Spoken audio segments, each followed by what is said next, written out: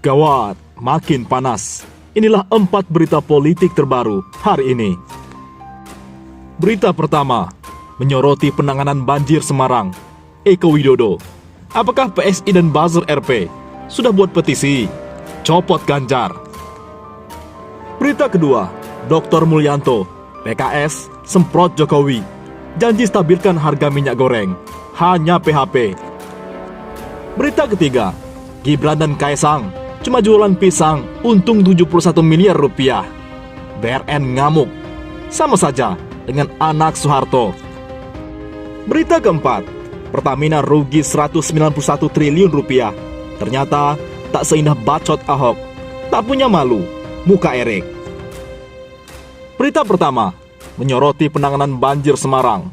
Eko Widodo ngamuk, apakah PSI dan buzzer RP sudah buat petisi copot Ganjar? Pegiat media sosial Eko Widodo menyoroti terkait penanganan banjir rob oleh Gubernur Ganjar Pranowo di Semarang. Pasalnya, penanganan banjir hanya pakai karung pasir. Diketahui, banjir rob melanda Semarang Senin 23 Mei 2022. Dan selain faktor alam, juga disebabkan adanya tanggul laut yang jebol, sehingga beberapa daerah di Jawa Tengah terendam. Dikutip dari harian haluan di Twitter, Eko Boy 2 atau Eko Widodo pada Rabu 25 Mei. Ia mempertanyakan petisi copot Ganjar kepada PSI dan buzzer RP. Mau tanya, apakah PSI dan buzzer RP sudah ada yang buat petisi copot Ganjar?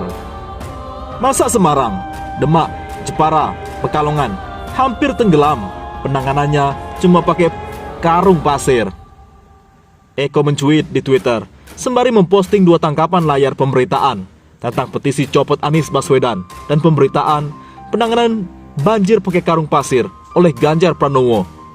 Sebelumnya, Gubernur Jawa Tengah Ganjar Pranowo langsung meninjau lokasi banjir akibat tanggul laut yang jebol di kawasan Pelabuhan Tanjung Emas, Semarang, Senin 23 Mei 2022. Pihaknya berharap masyarakat sekitar pesisir pantai untuk tetap waspada sesuai peringatan dari Badan Meteorologi, Klimatika, dan Geofisika (BMKG). Untuk saudara-saudaraku yang ada di wilayah pesisir pantai, mohon tetap waspada karena BMKG memberi peringatan gelombang tinggi baik di Laut Utara maupun Laut Selatan, tulis Ganjar Pranowo di Twitter. Penanganan jangka pendek langsung disiapkan dengan menurunkan karung pasir dan pompa air. Teman-teman dari BBWS, Pelindo, Wali Kota Semarang dan Demak juga langsung terjun. Kita sengkuyung dan tangani bareng tanggul laut yang jebol ini, tulis Ganjar Pranowo. Berita kedua, Dr. Mulyanto, PKS semprot Jokowi, janji stabilkan harga minyak goreng, hanya PHP. Anggota Komisi 7 DPR RI dari fraksi PKS, Dr. Mulyanto, menyebut janji Presiden Jokowi untuk menstabilkan harga minyak goreng hanya PHP alias harapan palsu. Saya rasa hanyalah pernyataan PHP, memberi harapan palsu saja, kata legislator fraksi PKS itu melalui keterangan persnya Senin 23 Mei. Mulyanto menganggap Jokowi bakal sulit memenuhi janji soal menstabilkan harga minyak goreng, sebab para menteri Kabinet Indonesia Maju sudah fokus dengan urusan pencapresan. Sebentar lagi, pemerintahan tidak efektif. Semua sibuk kampanye, ungkap legislator daerah pemilihan 3 Banten itu. Mulyanto juga turut menyinggung pernyataan Jokowi yang mengklaim tidak ingin bermain-main dengan ekspor minyak goreng. Dia tidak yakin pemerintahan Jokowi akan melakukan hal tersebut, meskipun rakyat menginginkan negara tegas kepada mafia minyak goreng. Saya tidak yakin pemerintahan Jokowi akan mengikuti aspirasi masyarakat dan menindak tegas penyelewengan minyak goreng tersebut. Apalagi ketika kasusnya terkait dengan konglomerasi dan oligarki, ujar Mulyanto. Sebelumnya, Presiden Jokowi mengatakan sudah menemukan kunci agar minyak goreng stabil. Dia meyakini dalam 1 hingga 2 pekan ke depan, harga komoditas itu 14.000 per liter rupiah. Seperti harga semula sebelum terjadi kelangkaan minyak goreng. Dan ternyata yang dijanjikan harga 14.000 per liter pun hanya jenis minyak goreng curah, bukan minyak goreng kemasan seperti yang dijual di toko-toko retail. Dalam 1 atau 2 pekan, insya Allah yang namanya minyak goreng curah akan berada di harga Rp14.000, ucap Presiden Jokowi. Acara Rakernas 5 organisasi relawan Jokowi di Jawa Tengah Sabtu yang disaksikan secara virtual di Jakarta.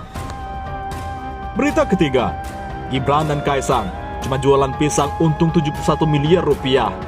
BRN tegas, sama saja dengan anak Soeharto. Tuntutan agar Komisi Pemberantasan Korupsi KPK memproses laporan dugaan tindak pidana pencucian uang TPPU yang dilakukan Gibran Rakabuming Raka dan Kaisang Pangarep kian menguat. Salah satunya diserukan Ketua Umum Badan Relawan Nusantara BRN, Edisa Girsang. Dia menuntut KPK agar sesegera mungkin menyelidiki kasus dugaan pencucian uang yang dilakukan 2 anak Presiden Jokowi yang disebutnya memiliki kesamaan dengan anak-anak mantan Presiden Soeharto. Salah satunya adalah karena ada yang tidak masuk akal dari perkembangan bisnis Gibran dan Kaisang. Dengan cuma berjualan pisang, ada yang bisa untung Rp71 miliar. Awalnya, dugaan pencucian uang yang dilakukan Gibran dan Kaisang melalui usahanya berdasarkan laporan dari dosen Universitas Negeri Jakarta UNJ, Ubaidillah Badrun. Edisa Girsang mengungkapkan, dugaan pencucian uang Kaisang dan Gibran yang disampaikan Ubaidillah Badrun terkait pada hubungan bisnis antara seseorang anak presiden dengan grup perusahaan yang diduga terlibat pembakaran hutan. Edisa Girsang pun mendesak KPK dan aparat berwenang lainnya untuk segera menyelidiki dugaan pencucian uang yang dilakukan oleh kedua anak Presiden Jokowi. Meski ia memiliki keraguan pada aparat hukum yang ada termasuk KPK, saya berharap aparat penegak hukum khususnya KPK memproses ini secepatnya.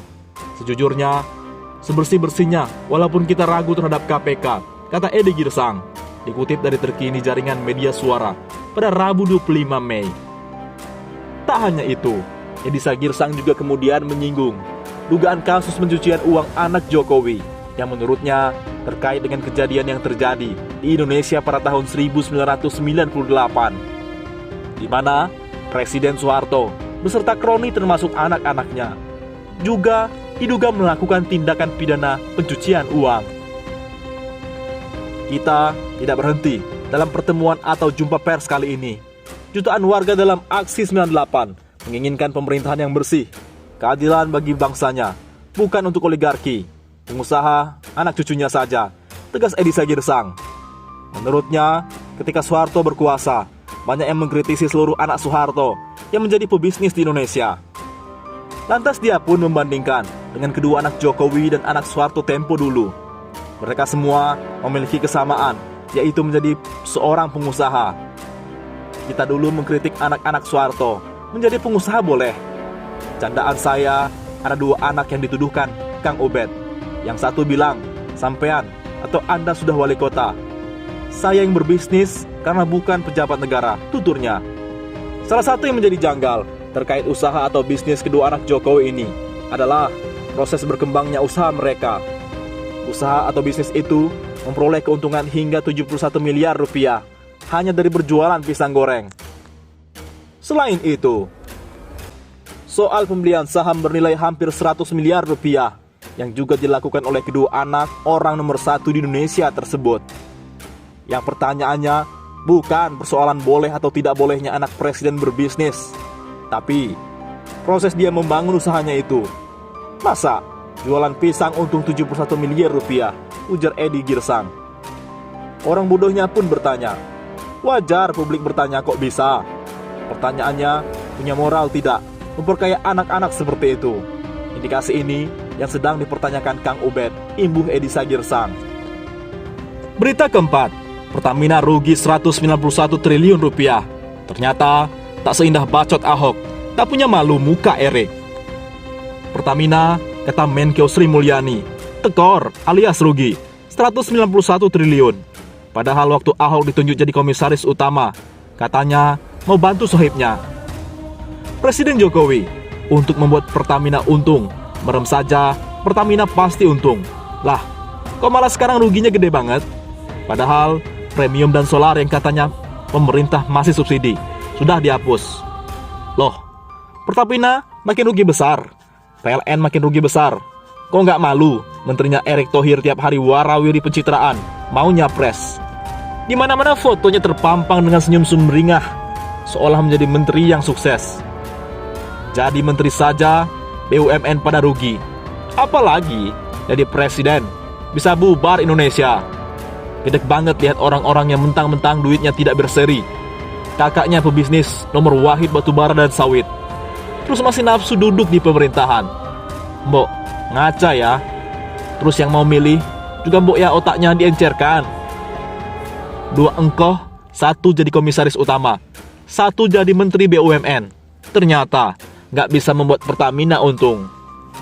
Melayun Deso, lulusan pesantren dan mantan wartawannya itu Dahlan Iskan, pernah bisa membuat Pertamina untung besar waktu menjadi Pertamina BUMN. Harusnya dia yang menjadi presiden RI. Soalnya Dahlan itu spesialis bikin perusahaan rugi jadi untung. Lah, menteri yang sekarang ngebut jadi presiden, padahal perusahaan-perusahaan BUMN pada mengkaskis alias rugi besar.